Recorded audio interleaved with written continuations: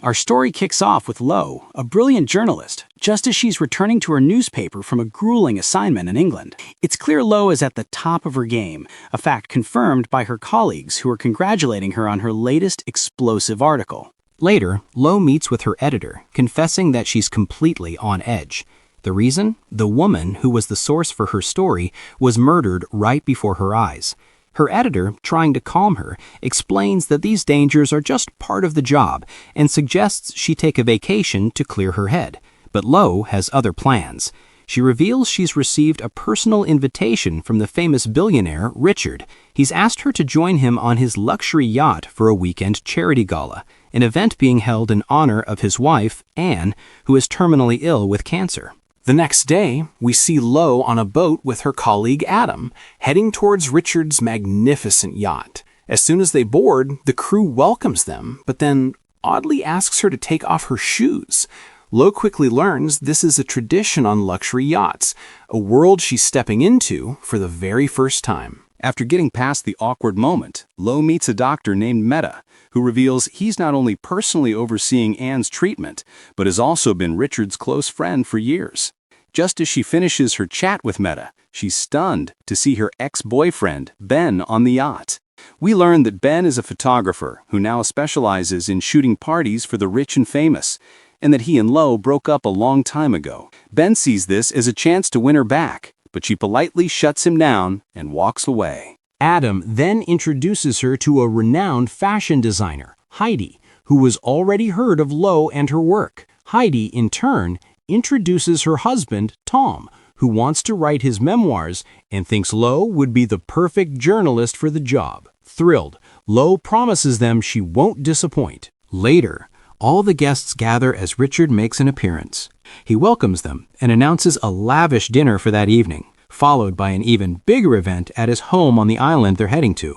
He mentions that his wife, Anne, will make an appearance herself to say a few words of thanks. The crew then escorts the guests to their cabins, and Lo is visibly excited about the trip. That evening, Lo puts on a beautiful evening gown and heads to the dinner party. At that very moment, Ben is in the hallway, showing a colleague an old photo of him and Lo, explaining that he broke up with her because she was always stressed out and exhausted from her job. Overhearing this, Lo feels a wave of embarrassment and ducks into the nearest room to hide, cabin 10. The young woman inside is startled, but Lo quickly apologizes. The woman accepts her apology and disappears into the bathroom. When Lo arrives at the dinner party, she's horrified to find she's the only one in formal wear. Everyone else is dressed casually. Despite this, the guests are captivated by her elegance. During dinner, a crew member informs Lo that Anne would like to see her. In their meeting, Anne asks Lo to review the speech she plans to give. It's here that Lo discovers Anne's secret plan. She's donating her entire fortune to charity.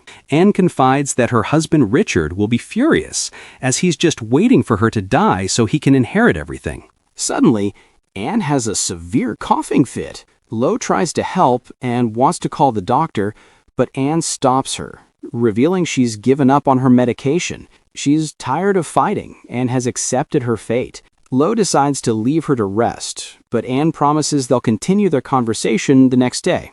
In the dead of night, Lo is jolted awake by a woman's scream coming from the cabin next door. She rushes to her balcony to see what's happening and hears a loud splash, the sound of a body hitting the water.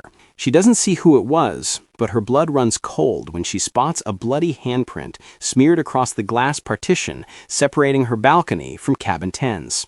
She immediately calls the crew, telling them someone was thrown overboard from cabin 10. The yacht's alarms blare to life as an emergency is declared. Searchlights scan the dark water, but they find nothing. All passengers are woken for a head count. Soon after, Richard, the yacht's captain, and security arrive to speak with Lo. Then comes the bombshell. The captain informs her that cabin 10 was supposed to be empty. The guest who booked it canceled just an hour before the trick. Lo is stunned. She describes the woman she saw in the cabin earlier, insisting she wasn't one of the other guests. She remembers the bloody handprint and leads the captain to show him, only to find that it has vanished.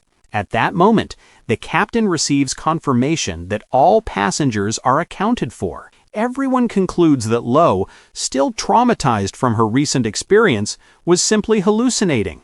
They leave her alone, lost in confusion and fear. The next day, Lo insists to Richard that she saw a woman in cabin 10 and asks to see the entire crew, suspecting the victim might be one of them. To appease her, Richard assembles the staff, but Lo confirms the woman she saw isn't among them. Still determined, she meets with Ben and looks through all the photos he's taken. By a stroke of luck, she spots the mystery woman in one of Ben's old photos from a party at Richard's house. She rushes to show Richard the picture, but he dismisses it, claiming she was just a guest from a party 5 months ago and he couldn't possibly remember her. Dr. Mehta intervenes, gently telling Lo that she's suffering from PTSD-induced hallucinations. But Lo isn't buying it. Her suspicion only grows, and she becomes obsessed with uncovering the truth. She sneaks into cabin 10 from her balcony and scours the room for any clue, until she finds it, a single strand of hair caught in the sink drain. She shows the hair to Ben, declaring as proof that the woman was real and that there's a murderer on the yacht. Since everyone denied seeing her, the killer must be one of the wealthy guests who paid for everyone's silence. Ben believes her but warns her to drop it. He tells her she's playing with fire and that any one of these powerful people could destroy her, but Lo refuses to back down. The next day, she shows the woman's photo to the crew again, but no one recognizes her. When she returns to her cabin, she finds it has been meticulously cleaned. Panicked, she searches for the strand of hair she hid and is relieved to find it safe. She puts it in her jacket pocket, also finding a man's shirt button on the floor, which she adds to her collection of evidence. Later, as she stands on the deck, someone shoves her from behind into the swimming pool and closes the cover, leaving her to drown. Luckily, the pool has an underwater window looking into a guest lounge. Heidi spots her struggling, and she is rescued just in time. Lo tells them someone tried to kill her, but once again, nobody believes her. Then, Lo notices a button missing from Dr. Mehta's shirt and accuses him of being in her room. He denies it. She asks for her jacket with the evidence, but the head of security tells her it was taken to be cleaned. Lo races to the laundry room, but the evidence is gone. That night, terrified in her cabin, Lo hears a knock at her door, followed by the sound of someone running away. She chases the person to the maintenance room, where she comes face to face with the woman from cabin 10. But the biggest shock is yet to come. This woman is not Anne. Before Lo can process anything, she's struck hard on the head and blacks out. She awakens locked in a room in the yacht's hall. The woman, who introduces herself as Carrie, comes to check on her. She seems sympathetic and decides to tell Lo the whole truth. She is not Anne, but her spitting image.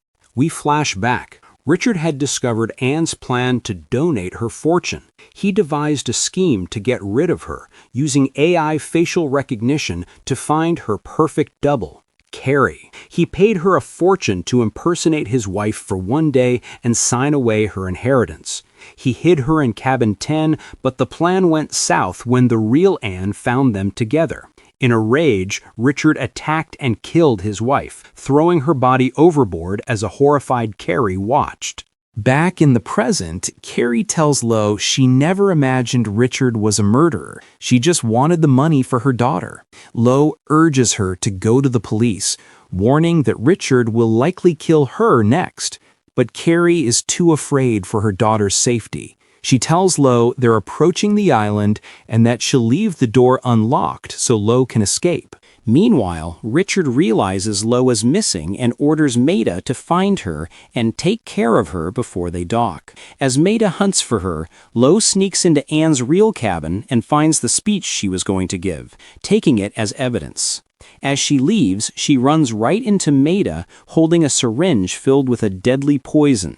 She tries to run, but the yacht's captain grabs her. Just as Maida is about to inject her, Ben appears out of nowhere and tackles him. In the struggle, the needle accidentally plunges into Ben's neck. He collapses as the poison takes effect. Lo fights off the captain and rushes to Ben's side, heartbroken. With his last breaths, he tells her to run. She does. She sprints to the edge of the yacht and leaps into the freezing ocean, swimming with all her might until she reaches the shore of the island. There, she finds an abandoned hut and starts a fire to stay warm.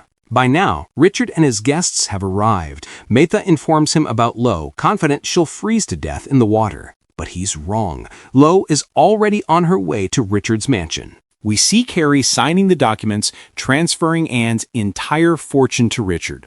Meanwhile, Lo manages to sneak into the house and finds Anne's head of security, Siggy. She tells her everything, using Anne's speech as proof. The party is in full swing. Richard stands with Carrie, thanking his guests. Suddenly, Lo appears in the crowd, walks up, takes the microphone, and exposes him to everyone. He denies everything and orders security to remove her, but he's shocked when Carrie stops them. Losing control, Richard grabs Carrie, holds a knife to her throat, and screams that she's an imposter, not his wife, confessing his own crime in the process. He uses her as a human shield to escape, but Lo chases him to his boat. Just then, Siggy arrives and shoots Richard in the shoulder. Lo pleads with him to let Carrie go, but he ignores her and begins to strangle Carrie. In a final, desperate act, Lo strikes him over the head, finishing him for good. Days later, we see Lo back at her desk, reviewing the article that will tell the world the story of the woman in cabin 10. We learn that Anne's fortune was successfully donated to cancer research, and that Maida and the captain have been arrested and are awaiting trial. Lo gets a call from Carrie, who tells her she and her daughter are now living a happy, peaceful life. And with that, the film ends.